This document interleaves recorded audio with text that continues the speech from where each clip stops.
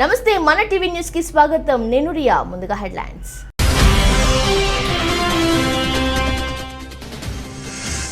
Russia దాడుల పర్యవేక్షణంగా పెరిగిన వలసలు. వారం రోజుల్లో వలసపాట పట్టిన 10 లక్షల మంది జనాభా.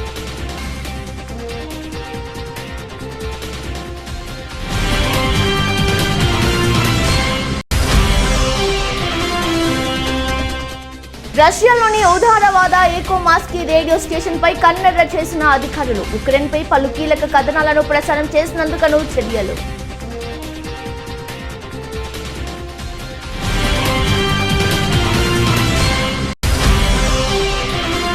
ఉక్రెయిన్లో చిక్కుకుపోయిన పౌరులను తీసుకువచ్చే చర్యలను వేగవంతం చేసిన కేంద్రం. మొత్తం 798 మందిని ఢిల్లీకి తీసుకొచ్చిన వైమానిక దళానికి చెందిన 4 C-17 విమానాలు.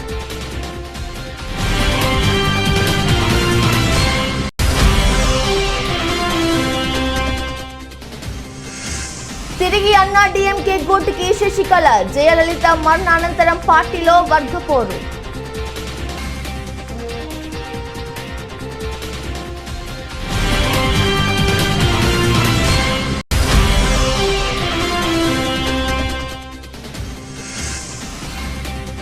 కేంద్ర మంత్రితో కలిసిన జగన్ పోలవరం పర్యటన. ముందుగా దేవీపట్నం మండలం ఇందుకూరు 1లో పర్యటన.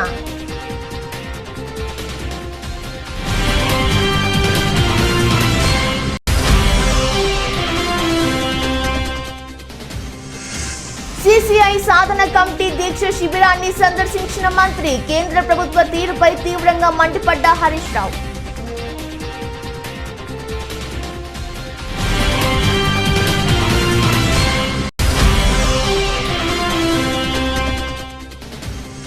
ఐపీఎల్ 2022 ఆరంభానికి ముందు చెన్నై సూపర్ కింగ్స్ కు భారీ షాక్. గాయం కారణంగా టోర్నీ సగం మ్యాచ్లకు దూరం కానున్న star bowler Deepak Chahar. Russia దాడుల పర్యవేక్షణంగా ఉక్రెయిన్ జనాభాలో 2% మంది నివాసాలను వదిలిపెట్టి వెళ్లిపోయారని ఐక్యరాజ్య సమితి తెలిపింది. కేవలం వారం రోజుల్లోనే 10 లక్షల మంది వలస బాట పట్టారని తెలిపింది. ఈ శతాబ్దంలోని అత్యంత వేగవంతమైన వలసలుగా అభివర్ణించింది. దేశంలోని 2 అతిపెద్ద నగరంతో పాటు వ్యూహాత్మకమైన 2 నౌకాశ్రయాలపై రష్యా సైన్యం దాడులు ముమ్మరమయ్యాయి. సుమారు 15 లక్షల జనాభా కలిగిన కర్కివ్ నగర జనవాసాలపై ఒకవైపు బాంబు దాడులు జరుగుతున్న ప్రజలు అక్కడి నుంచి తప్పించుకునేందుకు తీవ్రంగా ప్రయత్నిస్తున్నారని ఐరాస వలసల విభాగం తెలిపింది. కర్కివ్ రైల్వే స్టేషన్లో పెద్ద సంఖ్యలో చేరిన ప్రజలు ఎక్కడికి వెళ్తున్నామో కూడా తెలియకుండా వచ్చిన రైళ్లలోకి ఎక్కి వెళ్లిపోతున్నారని పేర్కొంది. ఉక్రెయిన్ రాజధాని కీవ్ వెలుపల భారీ సంఖ్యలో బారులు తీరిన ట్యాంకులు, ఇతర వాహనాలు 2 రోజులుగా అక్కడే తిష్ట వేశాయని తెలిపింది. అజోవ్ సముద్ర తీర నగరం మరియు పోల్ను రష్యా బలగాలు దిగ్బంధించాయని, నల సముద్రంలోని మరో కీలక నౌకాశ్రయం పరిస్థితి అస్పష్టంగా ఉందని బ్రిటన్ రక్షణ మంత్రి చెప్పారు. మరో పెద్ద నగరం కేర్సన్ తమ పూర్తి అధీనంలోకి వచ్చిందని రష్యా బలగాలు ప్రకటించుకున్నాయి.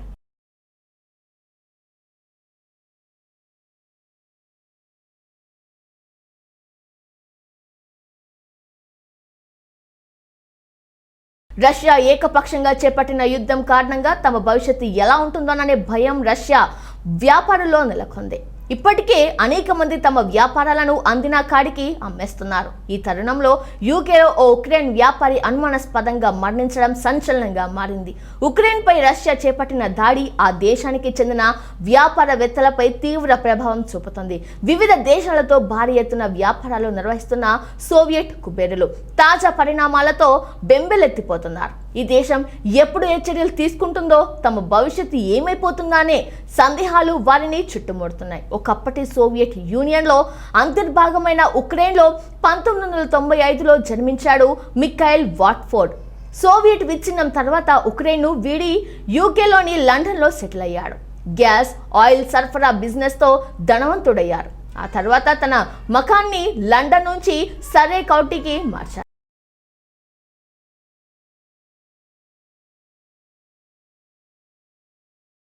రష్యాలోని ఉదారవాద ఏకోమాస్కీ రేడియో స్టేషన్ పై అధికారులు కన్నెర్ర చేశారు. దీంతో ప్రసారాలు నిలిపివేస్తున్నామని గురువారం radio station editor in chief Alexei Benediktov ప్రకటించారు. ఉక్రెయిన్పై పలు కీలక కథనాలను ఈ రేడియో ప్రసారం చేసింది.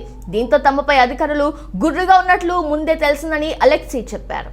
ఈ నేపథ్యంలో రేడియో ఛానళ్లు, వెబ్సైట్ను మూసేయాలని నిర్ణయించామన్నారు. ఉక్రెయిన్పై కథనాలకు గాను ఏకో మాస్కీతో పాటు రైన్ టీవీని మూసేయాలని గతంలో రష్యా ప్రాసిక్యూటర్ జనరల్ కార్యాలయం డిమాండ్ చేసింది. వీటి మూసివేత మీడియా స్వేచ్ఛను హరించడమేనని అమెరికా దుయ్యబట్టింది. నిజాలు చెప్పడాన్ని రష్యా సహించలేకపోయిందని విమర్శించింది. ఇప్పటికే ఇన్స్టా, ఫేస్బుక్, ట్విట్టర్ లాంటి సోషల్ మీడియా ప్లాట్ఫామ్స్ పై రష్యా నియంత్రణలు విధించింది. తమది దూరాక్రమణ కాదని, కేవలం ఉక్రెయిన్ను నిస్సైనికీకరణ చేయడమే ఉద్దేశమని రష్యా పేర్కొంది. ఇకపై రష్యాలో ఫేక్ న్యూస్ ప్రసారం చేస్తే 15 ఏళ్ల జైలు శిక్ష విధించేందుకు చర్యలు ప్రారంభించింది.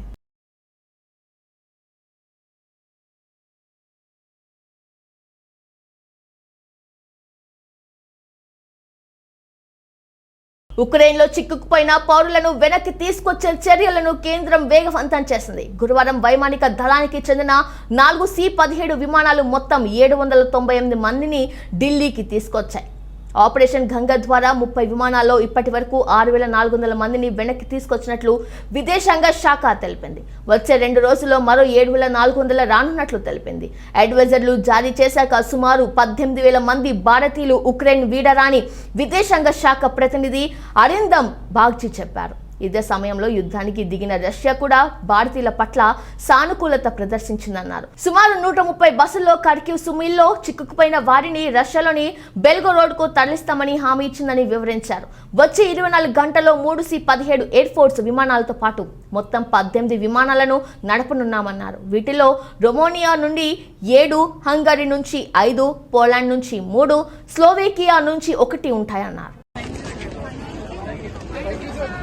तो बैठे नहीं हो यार अभी तो बैठ के बोल थैंक यू सर बस अभी बैठ ही जाएंगे सर एक फोटो नहीं फोटो वहाँ पे यहाँ पे खींचोगे तो बस रुक जाएगी बस में तो अभी बहुत लाइन है वहाँ पे बता रहा हूँ वहाँ पे एयरपोर्ट पर I am coming there don't worry I want to see you all of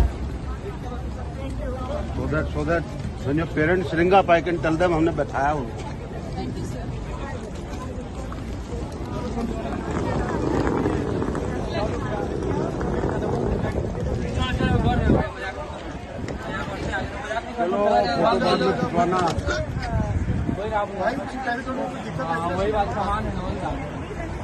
Jayalalithaa మరణ అనంతరం తమిళనాడులో అన్నాడీఎంకే పరిస్థితి దారుణంగా తయారైంది. వరుస ఓటములతో ఉక్కిరిబిక్కిరైంది. ఆమె మరణం తర్వాత పార్టీని గుప్పెట్లోకి తీసుకున్న పన్నీర్ సెల్వం, పళనిస్వామిలు పార్టీని గాడిన పెట్టలేకపోయారు. పార్టీని హస్తగతం చేసుకోవాలని భావించిన జయలలిత, నెచ్చెలి శశికళ అక్రమాస్తుల కేసులో జైలుకు వెళ్లడం పార్టీని మరింత దెబ్బతీసింది. ఆ తర్వాత పన్నీర్ సెల్వం, పళనిస్వామి మధ్య విభేదాలు, ఇతరాత్ర కారణాలతో పార్టీపై ప్రజల్లో అభిమానం సన్నగిల్లింది. వర్గపోరు పార్టీ ఓటమికి కారణమైంది. అసెంబ్లీ ఎన్నికలు ఆ పార్టీ దారుణ ఓటమి చెందింది. ఈ నేపథ్యంలో పార్టీని తిరిగి గాడిలో పెట్టాలంటే శశికళకు పార్టీ బాధ్యతలు అప్పగించడం మేలన్న అభిప్రాయాన్ని అటు నేతలు, ఇటు కార్యకర్తలు వెల్లడిస్తున్నారు. తేని జిల్లా పెరియకులం కైలాసపట్టిలోని అన్నాడీఎంకే సమన్వయకర్త పన్నీర్ సెల్వాన్ని చెందిన ఫామ్ హౌస్లో బుధవారం జరిగిన సమావేశంలో పలువురు అన్నాడీఎంకే ముఖ్య సహాయకులు పాల్గొన్నారు.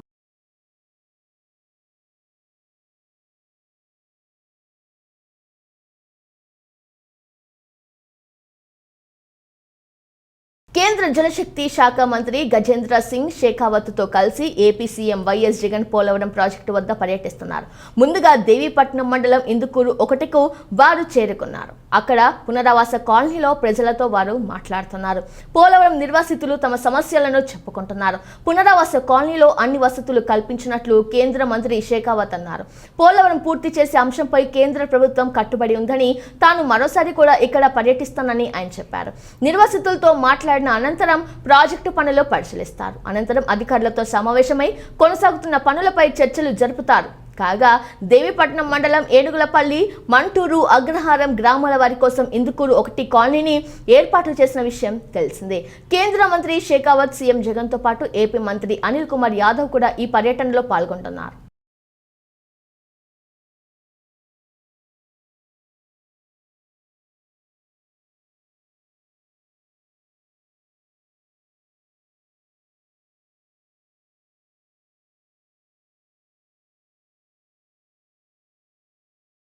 సిసిఐ సాధన కమిటీ దీక్షా శిబిరాన్ని మంత్రి హరీష్ రావు సందర్శించి మద్దతు తెలిపారు. ఆయన వెంట మంత్రి ఇంద్రకరణ్ రెడ్డి, ఎమ్మెల్యేలు జోగు రామన్న, బాపురావు, ఎమ్మెల్సీ దండే విఠల్, ఇతర ప్రజా ప్రతినిధులు ఉన్నారు. ఈ సందర్భంగా కేంద్ర ప్రభుత్వ తీరుపై మంత్రి హరీష్ రావు తీవ్రంగా మండిపడ్డారు. మంత్రి మాట్లాడుతూ సిపిఐ విషయంలో ప్రభుత్వం అన్ని విధాలా సహకరించేందుకు సిద్ధంగా ఉంది. పునరుద్ధరణ చేసేందుకు కేంద్రంలోని బీజేపీ నేతలు మాత్రం మౌనంగా ఉన్నారు. బీజేపీ నేతలు దమ్ముంటే సిసిఐ తెరిపించాలి. రాష్ట్ర ప్రభుత్వం తరపున అన్ని రాయితీలు కల్పిస్తాం. సిసిఐ కోసం చేస్తున్న ఆందోళనకు టీఆర్ఎస్ పార్టీ తరపున పూర్తి మద్దతు ప్రకటిస్తున్నాం. రైతు వ్యతిరేకం, పేదల వ్యతిరేకం, ఉద్యోగుల వ్యతిరేకం, సాధారణ ప్రజల వ్యతిరేకం, ఇలా అన్ని రకాల వర్గాలకు బీజేపీ పాలన వ్యతిరేకం. ప్రజా వ్యతిరేక విధానాలను అవలంబిస్తున్న కేంద్రంలోని బీజేపీ సర్కార్పై ప్రజలు తిరుగుబాటు తప్పదు. ఉద్యోగాలని బీజేపీ నేతలు దొంగ జపం చేస్తున్నారు. దొంగే దొంగ అంటున్నారు. సిసిఐకి అన్ని ఇన్సెంటివ్లు ఇవ్వడానికి రాష్ట్ర ప్రభుత్వం సిద్ధంగా ఉంది. కరెంటు విషయంలో, నీళ్ల విషయంలో, ట్యాక్స్ల విషయంలో రాష్ట్ర ప్రభుత్వంల తరఫున పాత బకాయిలు మాఫీ చేసైనా సరే ఆదిలాబాద్ సిసిఐ పునరుద్ధరణకు రాష్ట్ర ప్రభుత్వం పూర్తిగా సహకరిస్తుంది. మీరు వెంటనే దీన్ని ఓపెన్ చేయాలి అని చెప్పి కూడా మేము డిమాండ్ చేస్తా ఉన్నాం. ఒకవేళ మీకు నడపడం చేత కాకపోతే మా రాష్ట్రానికి ఇచ్చేయండి. రాష్ట్ర ప్రభుత్వమే పూర్తి బాధ్యత తీసుకొని సిసిఐని పునరుద్ధరించడానికి రెడీగా ఉంది అని చెప్పి కూడా మేము మనవి చేస్తా ఉన్నాం. లేదు ఇద్దరం కలిపి చేద్దామా చెప్పండి. 51-49 సింగరేణి తరహాలో ఇద్దరం కలిసి రాష్ట్రం కేంద్రం తరఫున కూడా చేయడానికి కూడా రాష్ట్ర ప్రభుత్వం సిద్ధంగా ఉంది. కానీ మీరు ముందుకు రండి. సంస్థలు అమ్మేయడం కాదు, ఆస్తులు అమ్మడం కాదు, ప్రభుత్వ రంగ సంస్థలు మూయడం కాదు. సంస్థలు తెరవండి, మూతబడ్డాయి ఓపెన్ చేయండి. ఆ దిశగా ఇవాళ కేంద్ర ప్రభుత్వం పనిచేయాలి, ముందుకు రావాలని చెప్పి నేను డిమాండ్ చేస్తా ఉన్నా. ఇంకా కేంద్ర ప్రభుత్వం ఇవాళ ఏం చేస్తుంది? అన్ని అమ్మజెప్పే ప్రయత్నం చేస్తున్నారు. ఇవాళ ఎంత దొడ్డిదారిన ఆర్టీసీ మీద చాలా ఇబ్బంది పెడుతున్నారు. ఇవాళ డీజిల్ ధరలు, పబ్లిక్ ట్రాన్స్పోర్ట్ కూడా ధరలు పెంచుతాడు. పేదలకు ట్రాన్స్పోర్ట్ ఇచ్చేది ఆర్టీసీ. బయట పెట్రోల్ పంపులలో డీజిల్ ధర తక్కువ ఉంటుందట, ఆర్టీసీకి మాత్రం డీజిల్ ధర పెంచుతారట. ఇది ఎక్కడికి కథ? ఇది మీరు ఎవరి మీద భారం వేయదలుచుకున్నారు? ఆర్టీసీకి పెంచిండ్రు, రైతు సేవా కేంద్రాలకు పెంచిండ్రు. అక్కడక్కడ పిఎస్సిఎస్ సొసైటీలు, రైతులు నడుపుకునే పెట్రోల్ పంపులు ఉంటాయి. రైతులు తమ వ్యవసాయ అవసరాలకు ట్రాక్టర్లలో డీజిల్ పోయడం కోసం పంపులు పెడతాం గ్రామీణ ప్రాంతంలో. రైతుల పెట్రోల్ పంపులకు ధరలు పెంచిండ్రు. పేదలకు రవాణా ఇచ్చే బస్సులకు, ఆర్టీసీ రోడ్ ట్రాన్స్పోర్ట్ కు ధరలు పెంచారు. ఇది ఎక్కడి ప్రభుత్వం అండి? అంటే మీరు రైతు వ్యతిరేకం, పేదల వ్యతిరేకం. పేదలకు పెంచుతారా మీరు? కల్వకుర్తి నియోజకవర్గానికి 3 ఏళ్లలో ఎమ్మెల్యే జైపాల్ యాదవ్ ఏం సాధించారని జాతీయ బీసీ కమిషన్ సభ్యుడు ఆచార్య ప్రశ్నించారు. కల్వకుర్తిలో జరిగిన అభివృద్ధిపై దమ్ము ధైర్యం ఉంటే ఎమ్మెల్యే బహిరంగ చర్చకు రావాలని ఆచార్య సవాల్ విసిరారు. రంగారెడ్డి జిల్లా ఆమనగల్లు పురపాలకం కార్యాలయంలో ఏర్పాటు చేసిన విలేకరుల సమావేశంలో ఆచార్య మాట్లాడారు. నియోజకవర్గంలో అభివృద్ధికి ఎమ్మెల్యే అడ్డుపడుతూ 3 సంవత్సరాల్లో 3 పనులు కూడా తేలని ఎమ్మెల్యే తనపై ఆరోపణలు చేయడం సరికాదన్నారు. తాను కేంద్ర ప్రభుత్వం, కేంద్ర మంత్రులను కలిసి ఆమనగల్లు తలకొండపల్లి 4 లైన్ల రహదారికి నిధులు మంజూరు చేయించానని ఆచార్య అన్నారు. అదేవిధంగా శ్రీశైలం హైదరాబాద్ రహదారిపై సెంట్రల్ లైటింగ్ తో పాటు కల్వకుర్తి నుంచి కొల్లాపూర్ మీదుగా ఏపీలోని కర్వెన వరకు జాతీయ రహదారి నిర్మాణం కోసం 1200 కోట్లు సాధించామన్నారు. కల్వకుర్తిలో అసెంబ్లీ ఎన్నికల్లో 2 సార్లు త్రుటిలో విజయాన్ని కోల్పోయిన నిరంతరం మడమ తిప్పకుండా ప్రజాక్షేత్రంలో ఉంటూ ప్రజల కోసం పనిచేస్తున్నానని ఆచార్య అన్నారు. తాను కేంద్రం నుంచి తెచ్చిన పనులను తానే తెచ్చానని ఎమ్మెల్యే జైపాల్ యాదవ్ చెప్పుకోవడం సిగ్గుచేటని ఆచార్య అన్నారు. నీకు ఆ దమ్ముందా? నీకు దమ్ముందా? ఎప్పుడు నేను ఇండిపెండెంట్ నిలబడతా, నువ్వు ఇండిపెండెంట్ నిలబడదురా?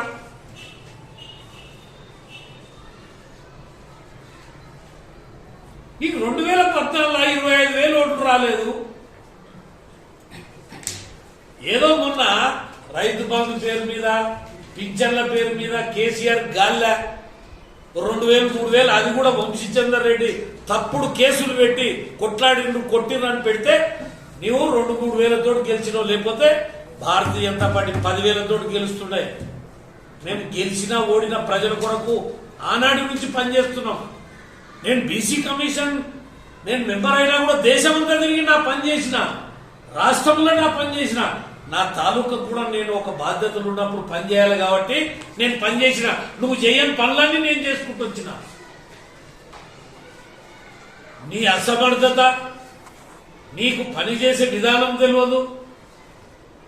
నీకు అసలు ముఖ్యమంత్రి దగ్గరికి పోయి మాట్లాడే దమ్ముందా? నీకు నేను ప్రధానమంత్రులను కలిసిన, నేను రాష్ట్రపతులను కలిసిన. నీవు ఎవరినన్నా మంత్రి ఉంటే తప్ప నువ్వు పోలేవు ముఖ్యమంత్రి దగ్గరికి. ఒక మంత్రి కొంగు పట్టుకొని పోతావు, లేకపోతే మంత్రి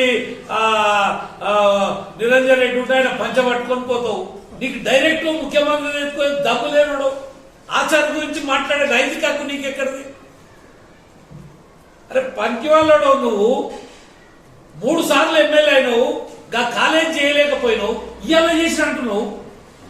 ఆ కాలేజీని ఎవడడ్డు పడ్డాడు? అనంతపురం జిల్లా మడకశిర తాలూకా హేమావతిలో మహాశివరాత్రి పర్వదినాన్ని పురస్కరించుకొని బ్రహ్మోత్సవాలు ఘనంగా ప్రారంభమయ్యాయి. శైవ క్షేత్రాల్లో ఎక్కడ చూసినా శివుడు లింగాకారంలో దర్శనమిస్తాడు. అయితే ఇక్కడ దేశంలో ఎక్కడా లేని విధంగా శివుడు మానవ రూపంలో దర్శనమివ్వడం ఈ క్షేత్రం యొక్క విశేషం. అనంతపురం జిల్లా మడకశిర నియోజకవర్గంలోని అమరాపురం మండలం హేమావతి గ్రామంలో వెలసిన శివాలయంలో స్వామివారిని భక్తులు హేంచేరు సిద్ధేశ్వర స్వామిగా కొలుస్తున్న ఈ ఆలయం ఎంతో ప్రసిద్ధి గాంచింది. అతి పురాతనమైన ఈ ఆలయాన్ని నోలంబ రాజుల కాలంలో నిర్మించారని ఆలయ చరిత్ర తెలుపుతుంది. ఇక్కడ ప్రతి ఏటా మహాశివరాత్రి పర్వదినాన్ని పురస్కరించుకొని బ్రహ్మోత్సవాలు 5 రోజుల పాటు ఘనంగా జరుగుతాయి. ఈ ఉత్సవాలలో భక్తులు ఇతర రాష్ట్రాల నుండి అధికంగా పాల్గొంటారు.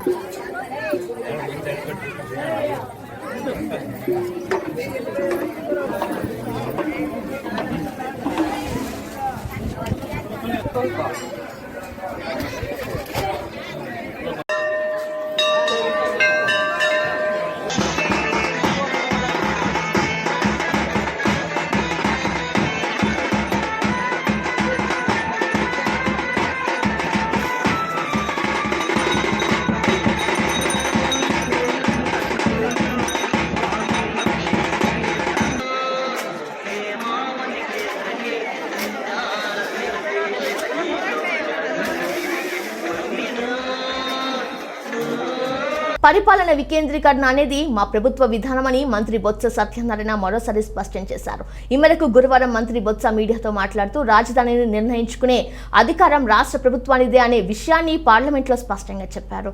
మా విధానానికి 100% కట్టుబడి ఉన్నాం. రాజధాని అంటే భూములు ఓ సామాజిక వర్గం కాదు, ఇతర ప్రాంత ప్రజల మనోభావాలను పరిగణలోకి తీసుకోవాలి.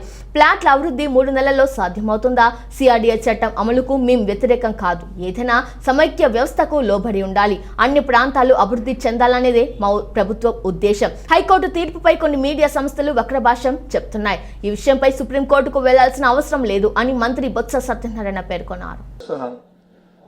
పార్లమెంట్ సాక్షిగా పార్లమెంట్లో చెప్పింది, పార్లమెంట్లో చెప్పారు.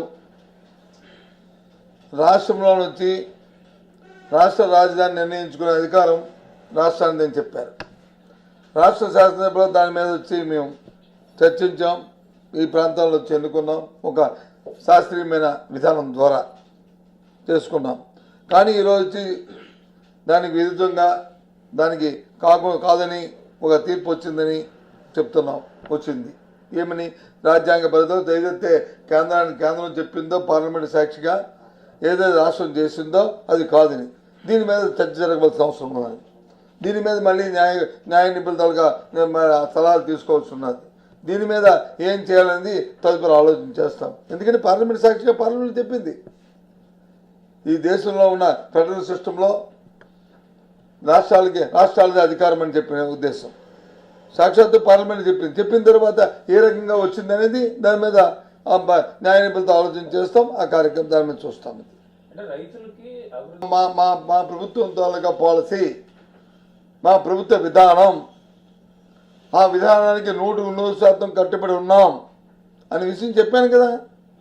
మళ్ళీ దాని మీద ఇంకా సందేహం ఏంటి? ఏదైతే రిపీల్ యాక్ట్ అప్పుడు శాసనసభలో ఇచ్చిన మాట, ఏదైతే మేము మాట్లాడిన మాటలు ఉన్నాయో దానికి కట్టుబడే పరిపాలన విధానం ఉంటుంది, ప్రభుత్వ విధానం ఉంటుంది. దానికి తగ్గట్టే కార్యక్రమాలు చేస్తామని చెప్తున్నాము కదా.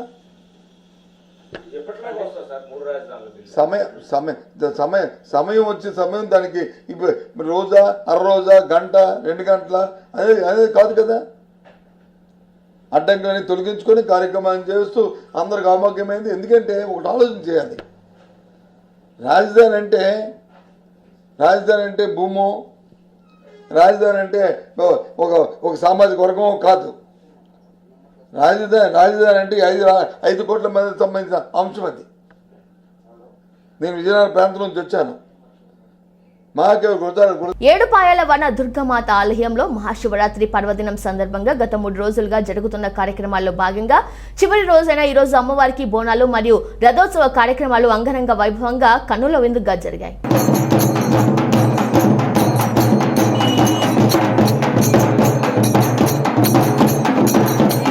తాడిపత్రి ప్రాంత బీడీ కార్మికులకు అండగా ఉంటా మీ స్థలాల కోసం న్యాయ పోరాటం చేద్దామని తాడిపత్రి మున్సిపల్ చైర్మన్ జేసీ ప్రభాకర్ రెడ్డి అన్నారు. ఇదివరకే తాడిపత్రిలోని బీడీ కార్మికులకు కడప రోడ్లో ఇంటి పట్టాలు పంపిణీ చేశారు.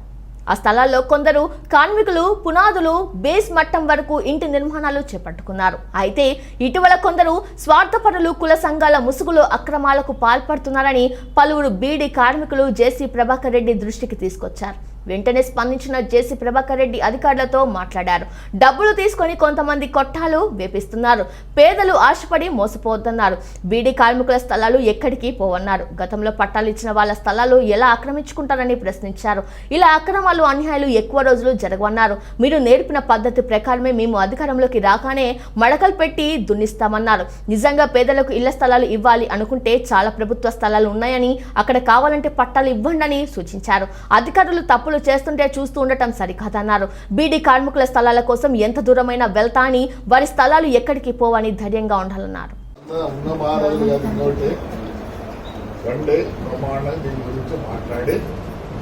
కానీ ఈసారికి ఇది కార్యాచరణ हम नहीं आते हम नहीं बनते అంటే उसका पट्टा निकाल के दूसरा को दिखाएंगे वीडियो में क्या माँ ये नहीं तो नहीं होता नहीं बहुत मुश्किल होता तुम्हारे पास 10 रुपए है तो 10 रुपए का कोटा डाल के ठहरे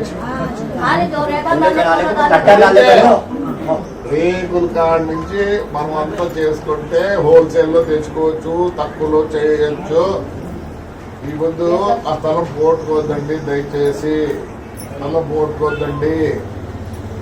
రోజు రోజుకి పెరుగుతా ఉంది, అర్థమైందా? ఈసారి పోగొట్టుకుంటారా?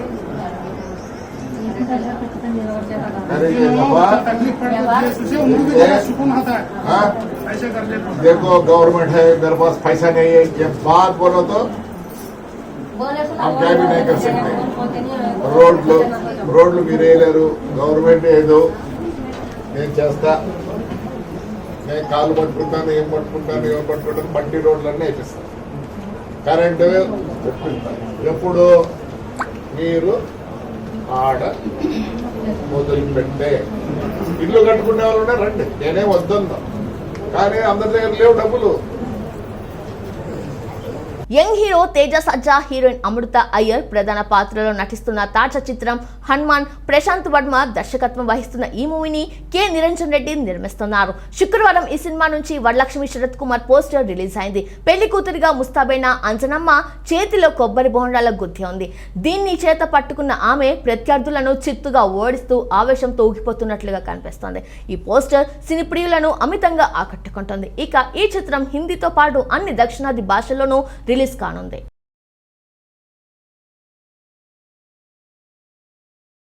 ఐపీఎల్ 2022 ఆరంభానికి ముందు చెన్నై సూపర్ కింగ్స్ కు భారీ షాక్ తగిలింది.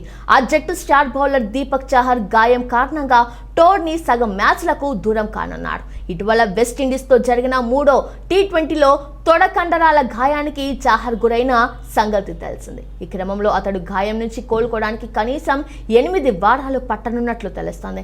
ప్రస్తుతం బెంగళూరులోని నేషనల్ క్రికెట్ అకాడమీలో ఫిట్నెస్ సాధించేందుకు దీపక్ చాహర్ ప్రయత్నిస్తున్నాడు. ఇక ఐపీఎల్ 2022 మెగా వేలంలో 14 కోట్లకు దీపక్ చాహర్ ను చెన్నై సూపర్ కింగ్స్ కొనుగోలు చేసింది. ఐపీఎల్ 2021 సీజన్ లో 15 మ్యాచ్లాడిన చాహర్ 14 వికెట్లు పడగొట్టాడు. ఇక చాహర్ స్థానాన్ని భర్తీ చేసేందుకు ఇప్పటికే సిఎస్కే కసరత్తు మొదలు పెట్టినట్లు సమాచారం. ఇక ఐపీఎల్ 2022లో అమ్ముడుపోని టీమిండియా వెటరన్ పేసర్ ఇషాంత్ శర్మను చాహర్ స్థానంలో భర్తీ చేసేందుకు చెన్నై మొగ్గు చూపుతున్నట్లు తెలుస్తోంది. గత సీజన్లో సిఎస్కే విజయంలో చాహర్ కీలక పాత్ర పోషించాడు. తన పేస్తో పవర్ ప్లేలో బ్యాటర్లను ఇబ్బంది పెట్టేవాడు. ఇక చాహర్ పేస్ బౌలింగ్ బాధ్యతలను Adam Milne, Chris Jordan, Dwaine Pretorius, Dwayne బ్రావోలో తీసుకోనున్నారు.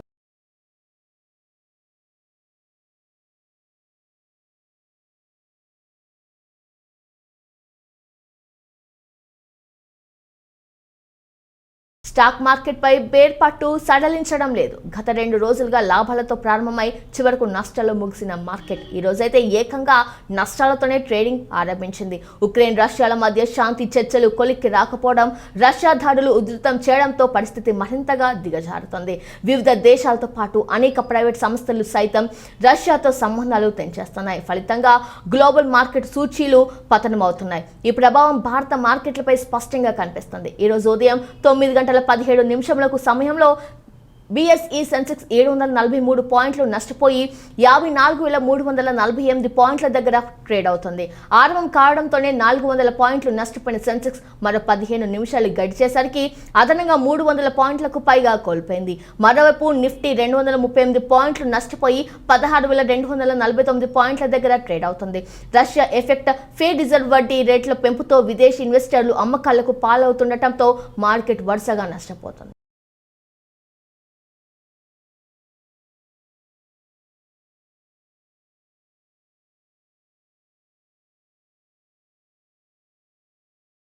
బులెటిన్ ముగించే ముందు హెడ్లైన్స్ మరోసారి.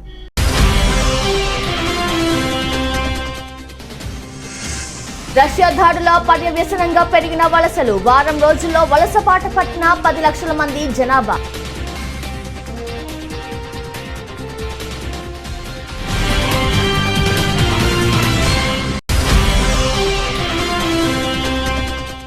రష్యాలోని ఉదారవాద ఏకోమాస్కీ రేడియో స్టేషన్ పై కన్నెర్ర చేసిన అధికారులు. ఉక్రెయిన్ పై పలు కీలక కథనాలను ప్రసారం చేసినందుకు చర్యలు.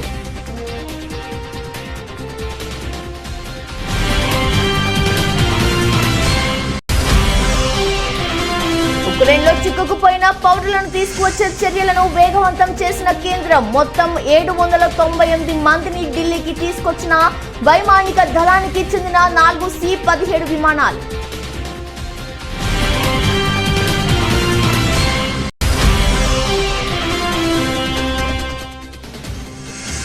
తిరిగి అన్నా DMK గూటికి శశికళ. జయలలిత మరణానంతరం పార్టీలో వర్గపోరు.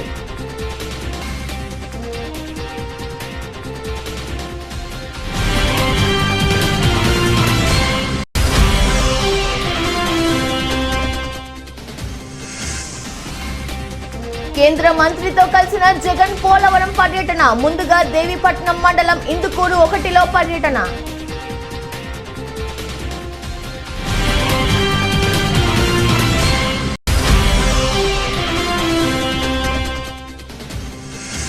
CCI సాధన కమిటీ దీక్ష శిబిరాన్ని సందర్శించిన మంత్రి. కేంద్ర ప్రభుత్వ తీరుపై తీవ్రంగా మండిపడ్డ హరీష్ రావు.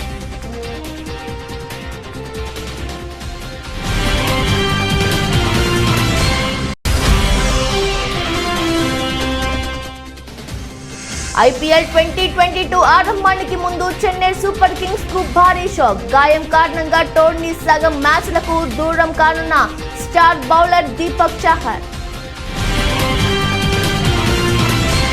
ఇది వాల్టి బులెటిన్. మరో బులెటిన్లో మళ్ళీ కలుద్దాం. అందరూ చూస్తూనే ఉండండి. నమస్కారం.